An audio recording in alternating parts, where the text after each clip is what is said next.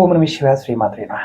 మిత్రులకి శ్రేయభిలాషులకి అలాగే నేను ఇంతగా ఆదరిస్తున్న యూట్యూబ్ ప్రేక్షకులందరికీ కూడా పేరు పేరు ధన్యవాదాలు. మిత్రులారా, మీ అందరికీ పరాదేవత ఎల్లవెల్లా మీతో ఉండి మీ మనోవాంఛ నెరవేర్చాలని మనస్ఫూర్తిగా కోరుకుంటున్నాను. ఇది చాలా చాలా తేలికైన అత్యంత ప్రభావవంతమైన ఫలితాన్నిచ్చే ఉపాయం. మీరు సమస్యలతోనూ ఇంట్లో గొడవలతోనూ లేకపోతే నలుగురు వ్యక్తుల వల్ల అంటే భార్యాభర్తల మధ్య దూరం వచ్చిన, అన్నదమ్ముల మధ్య గొడవలు వచ్చిన, భార్యాభర్తలు సంబంధాలు దగ్గర వ్యక్తులతో దూరం అవుతూ ఉన్నా మీరు ఖచ్చితంగా ఈ పరిహారం చేయండి. మనకి ఎప్పుడు త్రయోదశి వచ్చినా లేదంటే మార్గశిర మాసంలో త్రయోదశి, శుద్ధ త్రయోదశి చాలా పవిత్రమైంది.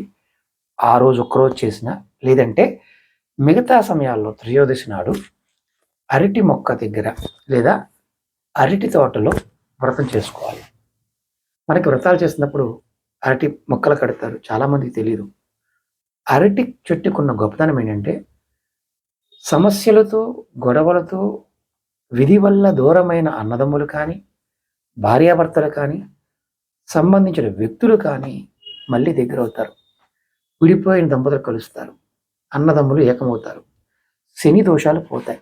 ఈ వ్రతం కేవలం పసుపు రంగు వస్త్రాలు వేసుకొని పసుపు రంగు పువ్వులతో పూజించాలి. ఈ పసుపు రంగు వంటకాలను నైవేద్యంగా పెట్టాలి. ఎవరికి చేయాలయ్యా? ఆంజనేయ స్వామికి చేయాలి.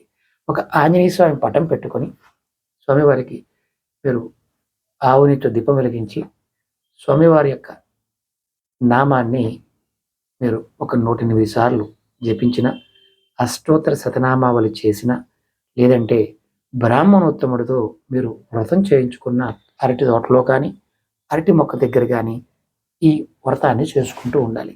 ఇలా చేస్తే మీ జీవితంలో మీకు ఎటువంటి సమస్యలైనా కానీ గొడవలైనా కానీ ఇబ్బందులైనా కానీ తొలగిపోతాయని శాస్త్రం చెప్తుంది.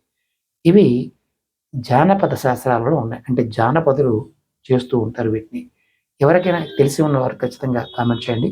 స్వామివారి నామాన్ని ఖచ్చితంగా కామెంట్ చేయండి. అలాగే మీకు ఈ వీడియో నచ్చినట్లయితే లైక్ చేయండి. ఛానల్ని కొత్తగా చూస్తున్నారా?